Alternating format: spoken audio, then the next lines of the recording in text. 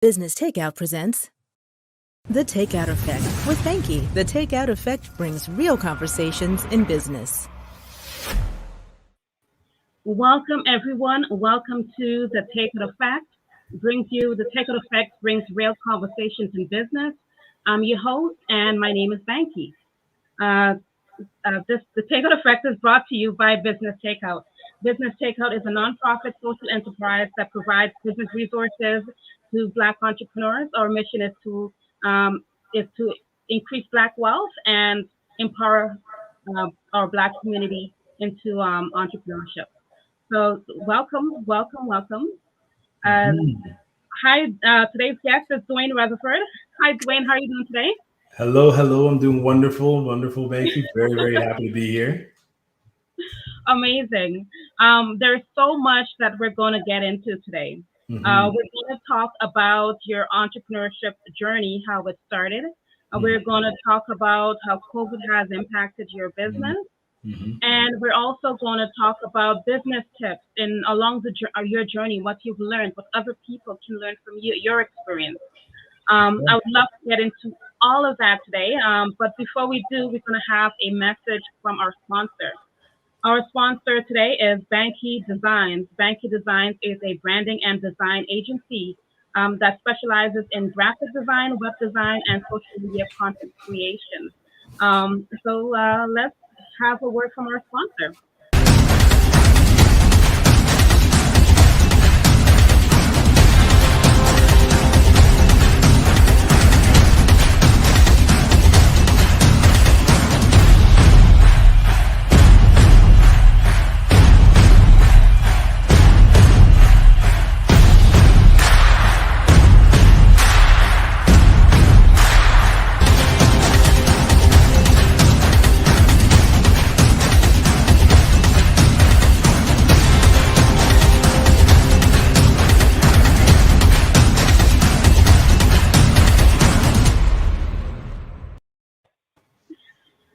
Hi, Ooh, I love that ad.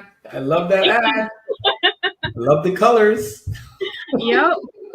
I should have worn red today. That's right. We do the red out. That's great. How are you feeling today? You know what, Banki? I'm feeling really good. It's been a busy day. It's been a crazy week, but feeling really good and happy to be here. Really looking forward to this conversation and where it will take us. So yeah, let's go. Okay.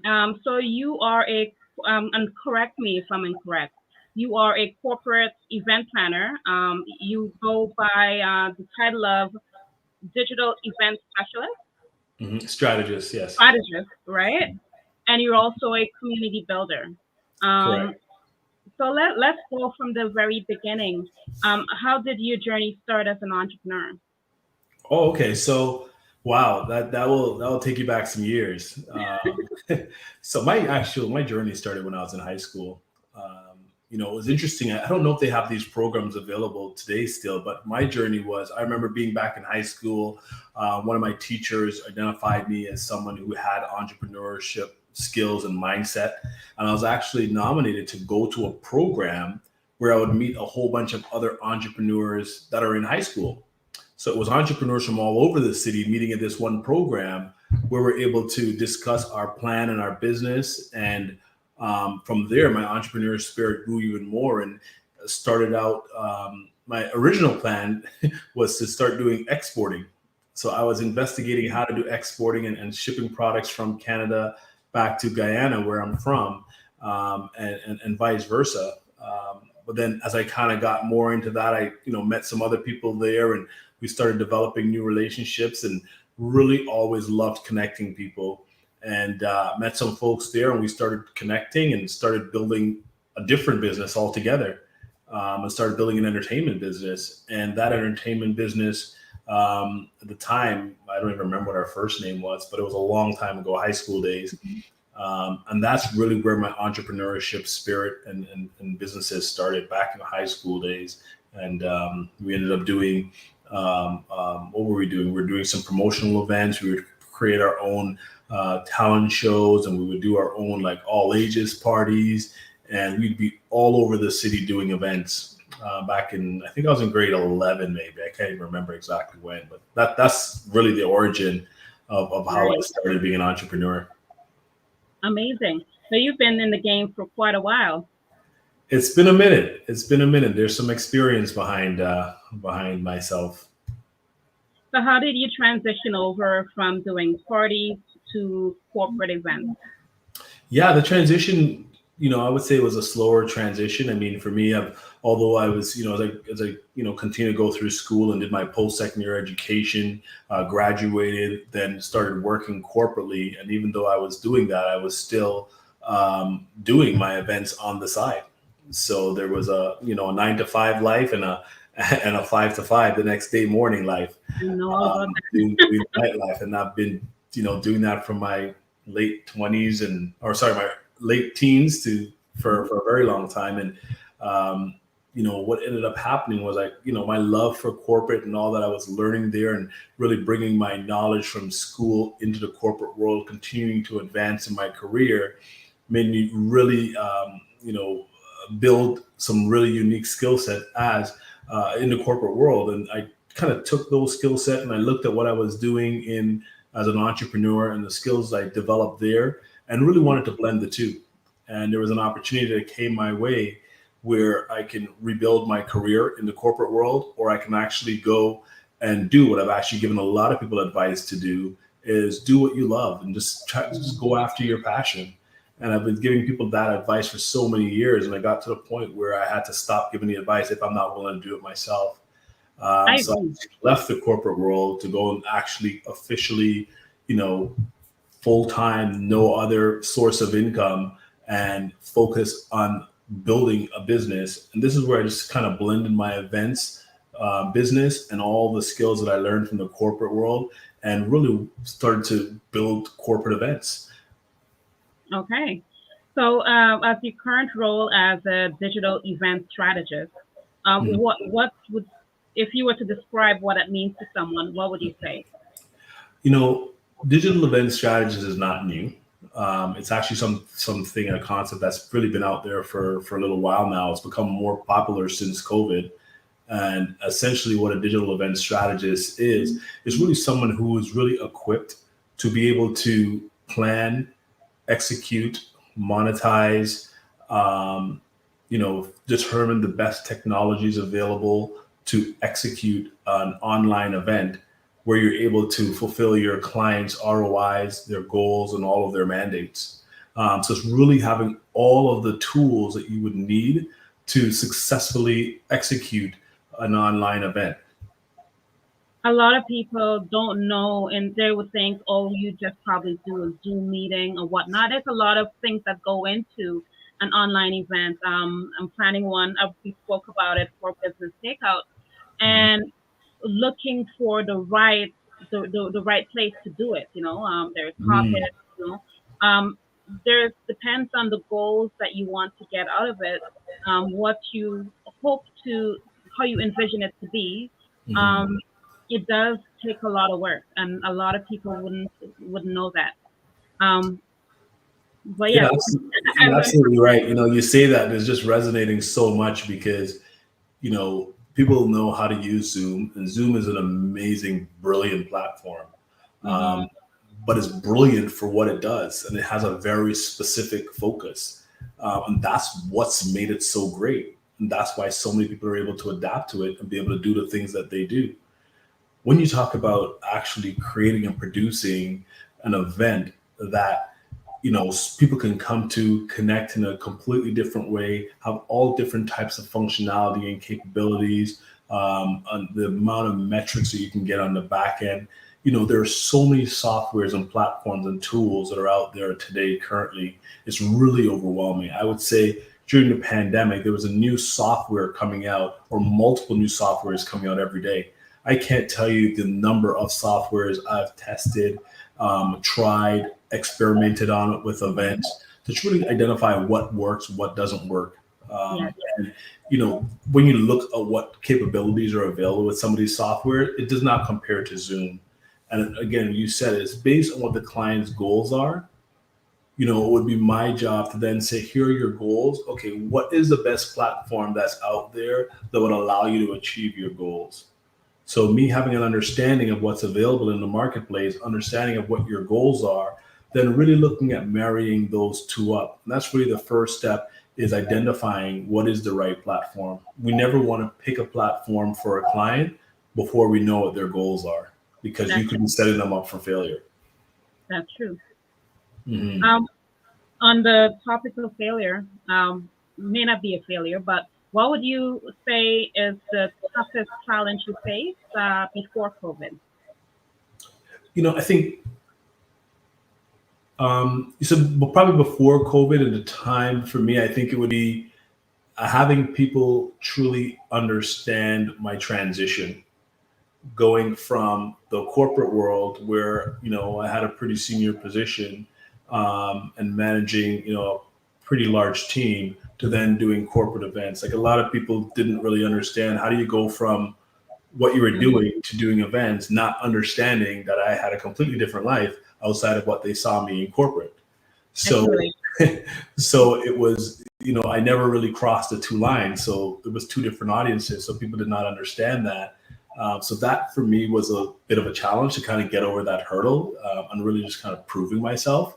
But as that changed slowly, and people were able to see some of the events that I was able to produce, they were able to participate in some of the events. That barrier started to come down pretty quickly, and the phones started to ring, and the business was starting to grow. I can definitely relate to that. Once upon a time, I invested 8 years of my life working in accounting for a company, and they had no idea that I was a graphic designer, that I had my own business while working the corporate life as an accountant. And in that, they posted a position for graphic designer, and I applied for it, and they were like, "Wow, I didn't know this is your portfolio. I didn't know." Yeah, exact same situation. Exact same. Now COVID is here, been here for a while. I Yeah. don't think things are ever going to be the same. No. When it had just started, how did it impact your business, and did you do any type of pivoting? And if so, what would that be? Yeah, I would probably sound like a broken record right now, but the reality is COVID put everything on pause for my business. I'm in a hospitality business and industry. So, anything to do with hospitality just shut it down. And it was the same weekend that all the rules came down. It was March 14th, that no events, no traveling, no nothing. I actually had a 2-day event that weekend. Wow. And literally we went all the way up to the Thursday, to cancel our event, which was taking place Friday, Saturday. So it was a little bit of a nightmare. I did at the time. I said, okay, this is going to blow over. We're going to do something again next couple of weeks, next month, maybe that's fine. But as time progressed and we realized that this isn't going anywhere, it was one of those situations where you really had to think, well, what am I doing, and what do I want to do? And is this something that's going to continue? And, you're trying to make decisions based on the unknown. And, the decisions that I made was, I made a commitment to myself. I made a commitment to my family that this is what I wanted to do. And I'm not here for the short term. I'm here for Yeah. the long term. So what was happening in COVID, I took that opportunity to really upgrade and started learning more about the industry, learning more about clients' expectations, learning more about how do we now transition this business? What is the industry's expectations? Start thinking about, okay, well, what are people going through? And I didn't know how to use Zoom at the time, to be transparent. And I literally, everyone I spoke to was in such a state of depression, anxiety. And although I didn't know how to use Zoom, I just created an event. I created an event, and had some experts come in and just kind of market it and say, hey, look, let's talk about anxiety. Let's talk about stress. And the Yeah. response was overwhelming. It was absolutely, we did it in, I think it was April, right? So like a month later. And the response was overwhelming because nobody knew what was happening, but everyone was feeling this sense of stress and anxiety and not knowing what to Mhm. do with it. So we had a bunch of experts come in, talk to people, allow them to understand what they're feeling. And that event grew into another event online where I then Nice. hone my skills of, okay, well, how do I now do this in Zoom? What did I learn from here? What do I learn from there? And then all these platforms started to come out, and I'm realizing, okay, well, there's more than just this. Uh, Yeah. so it really just started to excel, my learning and understanding of what was available. And I Yeah. just took it and ran with it. So as much as it was a downturn or maybe a so-called negative thing in the beginning, I looked at that as an opportunity and just invested and invested. Amazing. And you never stop learning, Oh and no. especially in COVID. Zoom had, I've always knew about Zoom for a while now, but COVID really made me take the time to really understand how do I host meetings, host events on Zoom. Mhm. Um, and it was really important that I do that, and it made my work so much easier because before COVID, when I do consultations, it was usually over the phone. It wasn't a Zoom, Mhm. right? Mhm. Now it's a Zoom call where it's recorded. I can go back, and if I Yes. miss anything in my notes, I can, just go back and review it, which became incredibly helpful for me in that time. Absolutely. Um, so even for me, where my business has always been online, it still the COVID had allowed me to review the way I do things, to review my systems and processes, and really look at, what can be automated, what can be more online, like Zoom, for example, would be a great example in there. Mhm. Mhm. Um, in terms of a failure overall, as an entrepreneur, you did many things before your current company. Mhm. Um, in terms of failure, what would be a lesson that you've learned from one of your failures along your journey? I mean, there are many. um, I think I think I'm still feeling today. Let's just put it out there. Like there's no, I have not figured this thing out. But I think the one that I always tend to go back to when I think about Mhm. some of my bigger lessons is putting the emphasis or enough emphasis on marketing. Okay. As an entrepreneur, you know what you want to do, you can do it, but if nobody knows that you're out there and that you can do it, then you're not in business. Um, so I think, I mean, there's a bunch that's running through my head right now, but that one is the first one I jumped to because that stunted my growth. Because I expected people just to know that I was here and to give me an opportunity to prove to them that I can do this work without marketing and showcasing that I have the knowledge. I've been invested in the industry. I've been trained in the industry. I've proven that I can do the work in the industry. Um, but without marketing, nobody knows and nobody's not going to believe you. So I would say that would be the first thing. That was a huge failure and a learning for me. So now I'm spending a lot more money and time and energy on marketing.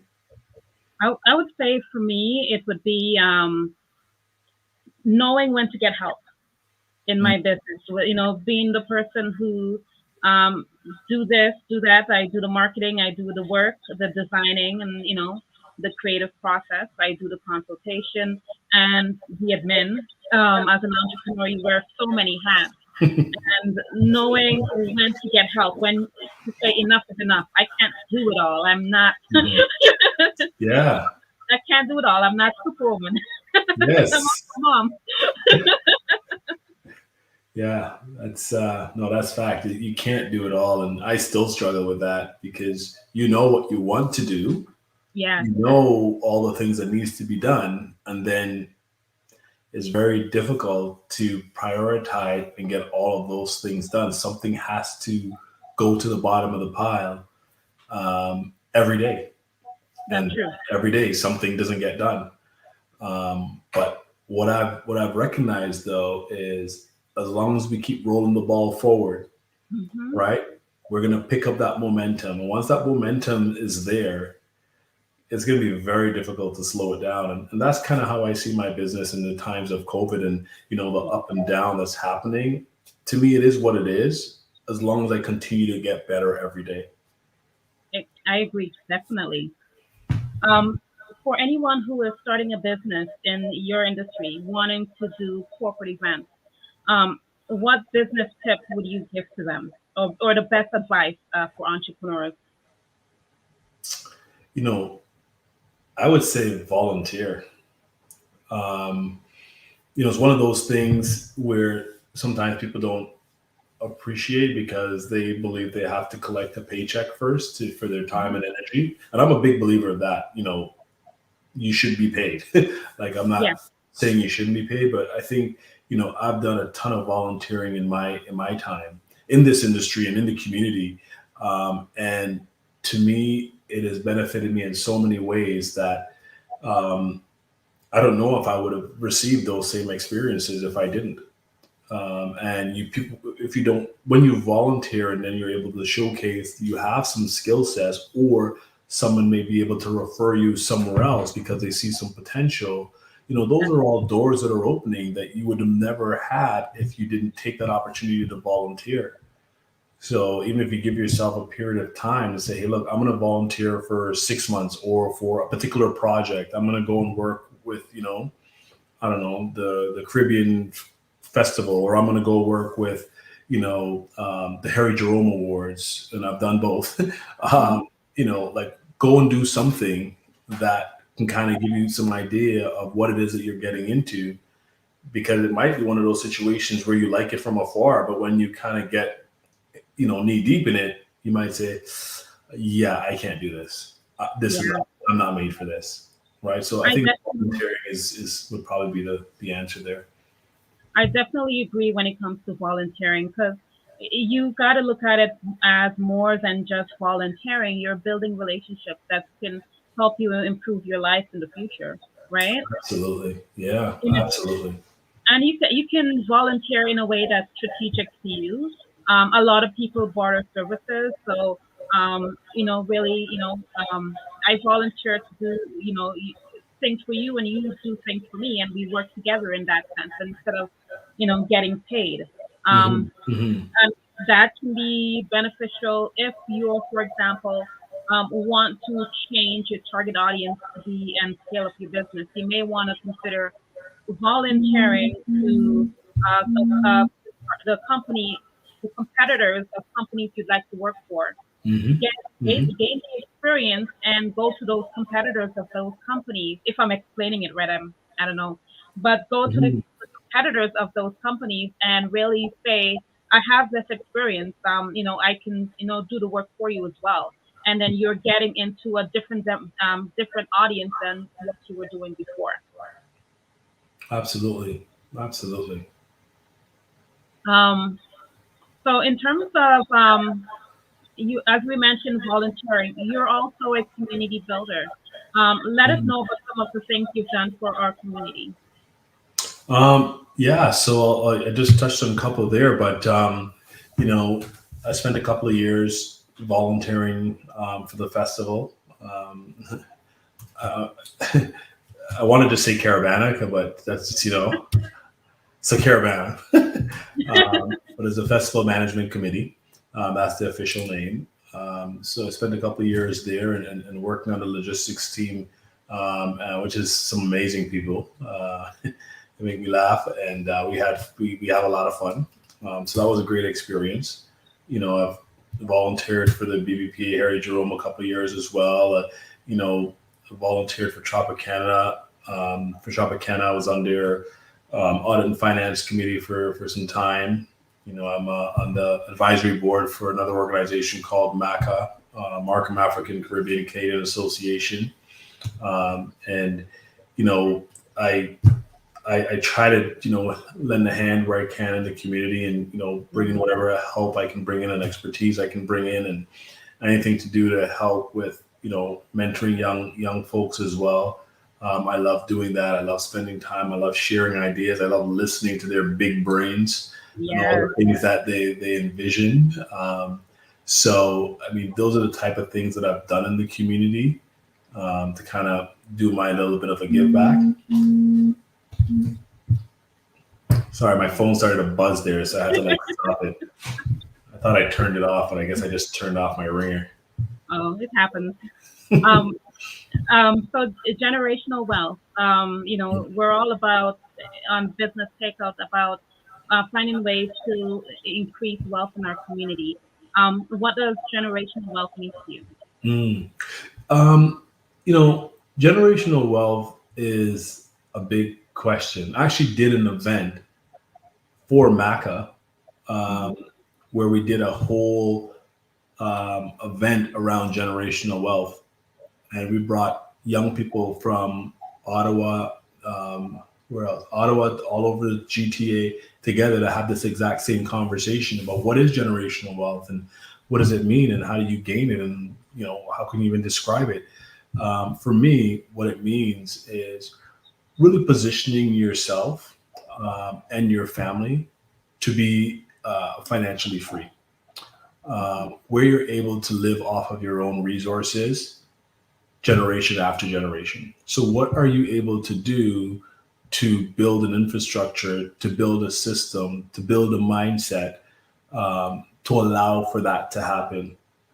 And there are different forms of generational wealth. We often will, gravitate to the financial aspect of it, but there's also wealth in, having great health and making that a generational thing that you want to pass down. True. There's generational wealth in all different types of things. There's generational, there's health, there's wealth. There was something else I was going to say, now I forget. But it's really the ability to me is like, what is it that you're able to invest in your young people, in your family, within your network that is long lasting? What type of infrastructures can you build that will allow the next few generations to be able to see, hey, look, my grandfather did that. My grandfather owned that. Right? That's now been passed down to me. We hear a lot of people talk about cottages, right? I don't know anyone in my family that can pass down a cottage to me. Yeah. But if somebody made a decision, like if I make the decision now to go and purchase, I don't know, some land somewhere or purchase multiple properties, those properties can then be eventually passed down multiple generations if we have this understanding of the impact it can have and the freedom that it can lead to. That is so true. That's so true. And while you say that, I'm speaking from being from the Caribbean and, having land back home that was passed down to me from, my grandmother and whatnot. It then, speaks to the generational wealth, that I've gotten as a result of Nice. So I can definitely relate to that. Let's talk about work-life balance. And I've made an observation based on how I know you, right? And correct me if I'm wrong. My observation, you're a family man, beautiful wife, lovely kids. And my observation is that when it comes to family time is family time, meaning that you make sure you make time for that, right? Yeah. With that, how do you manage work-life balance, and how do you really put aside the time and say, you know what, we're going to do this. We're going to go on a vacation. We're going to do this no matter what. And again, it's an observation. You can correct me if I'm wrong, but yeah, what I'll say is that there really is no balance, and I think we get lost in this whole idea of work-life balance. To me, there's really no balance. Is you do what you need to do. And, for me, I am in a place in my business where I see tremendous opportunity for growth. So I invest a ton of energy, hours, and resources into my business. But while doing that, a lot of it I'm able to do from home. So I have the presence of my family around me. So when I need to take a break, I'm not having to, go too far to then embrace them. But I do, to your point, I do take that time out. For this past weekend, we just got on the road and we did a road trip, and we went Ottawa, we went Montreal, and spent 4 or 5 days, and then did a drive back. But that was like locked in time, no distraction, just focused time on the family. And I think it's important to do those things. I got killed when I came back and looked at my emails. But hey, that's another topic.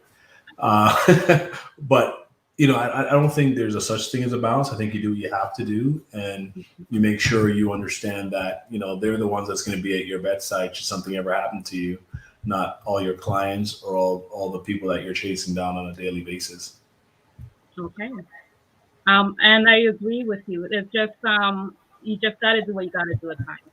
And as much as you try to balance it out, it gets challenging. Extremely. So we're going to get to one question, then we're going to get to the game. So the question would be, what are ways you think that we can build stronger communities and stronger entrepreneurs in the Black community? How we can build stronger entrepreneurs and build what? Sorry? Thank you. Okay. So I just want to make sure I captured your question. I think, one of the things that I try to do, and I think it's good. I mean, others may disagree, but what I try to do in that vein is, I try to say, okay, well, what tools, what skills, what resources do I have that I can then share with others? And I just want to know where I can give. I learned at a very young age, I don't even know, I might have been 7 or 8. My grandfather said to me, whatever you have, give. What's coming to you will come to you. And I've always had that mindset. So when we talk about entrepreneurs that are upcoming, if there's tools, skills, resources that I have, and I see someone that's upcoming that could benefit from something that I have, I just want to give it to you. I just want to know if this is going to be beneficial for you. You take it and run. And I think if we have that mindset of, what can I do for someone else? How can I utilize the skills and the talents that was given to me to benefit others? I think as a community, we'll all grow because we all have different skills, tools, and resources that, we are overwhelmed with and don't even appreciate. But for somebody else who does not have that, they can benefit significantly just with their approach in using it or tapping into those resources. So I think for me, that's what I like to do. That's what I try to do. And I'm around a group of entrepreneurs and a group of some great men who have the very same mindset. And we try to do that for each other and uplift each other in every way we can and share our resources where we're just giving it away. Because whatever it is meant to be that will come back our way will come. And that's just, that would be my answer to a long-winded answer. Sorry, but, think about what I do and what would actually be helpful. It's the power of giving, which I think is amazing. Absolutely. Yeah. You just summarize everything I just said in a couple words.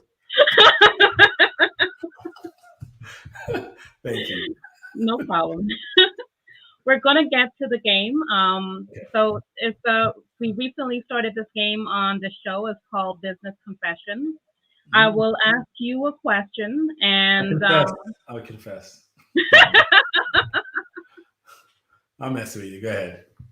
I'll ask you a question and you will give a response, and I will be guessing whether or not it's a confession or a lie. Okay, so I'll be giving you a response, and then you have to guess. Yeah. Okay. All right. Okay, let's go. All right, the game starts right now.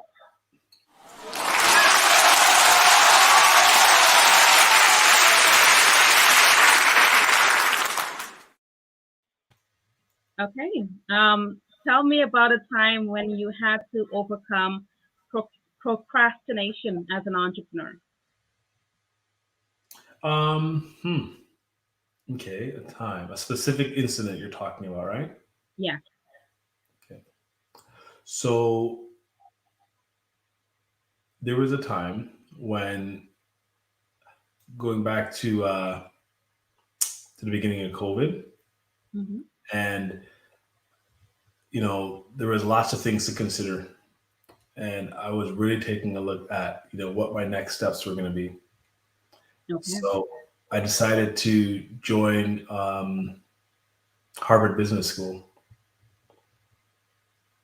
Nice. Okay. Yeah, because I didn't want to procrastinate anymore. All right. Um. Hmm. Seems like a lie.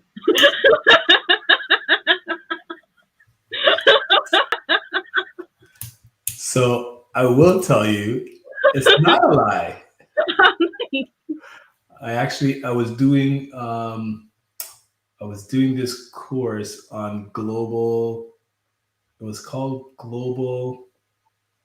I think it was called global entrepreneurship, where it was Okay. taking a look at, you know, what is entrepreneurship like around the world, and looking at examples of, how do people in India look at entrepreneurship? How do people in US look at entrepreneurship, and what tools and resources are available, and how could they actually grow their business regardless of what their circumstances are? So actually did that. That was one of the courses I did during COVID, the beginning parts of COVID. Amazing. That sounds There like you a go. really interesting course. Yeah, it blew my. It's a lot of reading. Let me tell you. Oh my goodness, it's a lot of reading. I haven't read that much in a long time. But anyhow, yes. It brings back memories. Back to my school days. Yep. So what does the future hold for you? I think within the next 2 years, Hmm. I could be in a position to retire. Amazing. Amazing. Okay. Love that. Love that. hmm What do you Amazing. think? What do you think? Um, I would like to. I'm trying to figure out a way that I can design my life to retire right now. Mm, Um, Ideally, I don't know if I want to be in Canada um, all throughout the year. I would like to escape every 6 months and come back every now and then, once a year, yeah. and just live in the Caribbean. I think I'm trying to find a way to do that from now and live as a, because I'm doing what I enjoy anyways. hmm Um, that I want to do it in an environment that I can enjoy the most. I enjoy Canada. There's nothing, but winter, snow, Gotcha. So I'd So, really so go go ahead. ahead. I'd really looking to really live my life as if I'm retiring from now. Nice. That's pretty much what my journey, what I'm looking to do, basically. Okay. Okay. Man, that's Mm. I love it. I Absolutely can love it. work anywhere in the world. I just need internet access. I'm a That's web it. designer, graphic designer. Podcast I can do on the beach. Yeah. Why not? Let's start tomorrow. Do it on the beach. Let's go. So let me ask a question now. Was the game a one question game, Oh or is yes, it? it was. Oh, it was a one question game. Okay. So I Yeah. messed up my answer on this question then, because I thought I was still getting you to guess. I I'm should not. have explained that. My bad. I thought the game was continuing. I was like, if she thinks I'm ready to retire in 2 years, man. I'm not ready to retire in 2 years. That. I I was will like, never retire. I just want to put that on record. I will never retire. I would just be transitioning from one opportunity to the next, one growing phase to the next. So, yeah. So there you go. So I'm not retiring in 2 years. well, when it comes to retiring, it's different when you're doing something you love. Exactly. That's why You I'm know, just transitioning. I would just transition to something else. I wouldn't be retiring. exactly. Yeah, absolutely. So how can anyone reach you? How can they contact you?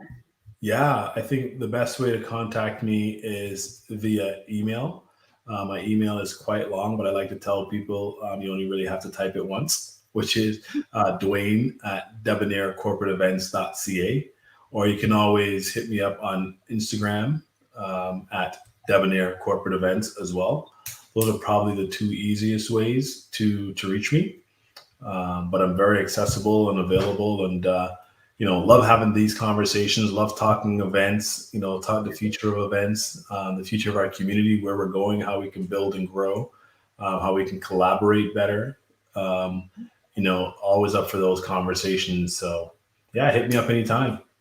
All right, amazing. It's been a pleasure having you today as a guest on our show, and looking forward to seeing the future of the things that you're coming up with and things like that, and your retirement. My transition from one experience to the next. Exactly. For those who are watching, if you enjoyed this show, please like, share, and subscribe. And see you next Thursday. And thank you again, Dwayne, for being here and having this conversation with you today. I really enjoyed it. Thank you for having me, Banki. Thank you. If you enjoy our programming and want to help support Black entrepreneurship, please donate today. www.businesstakeout.com/donate.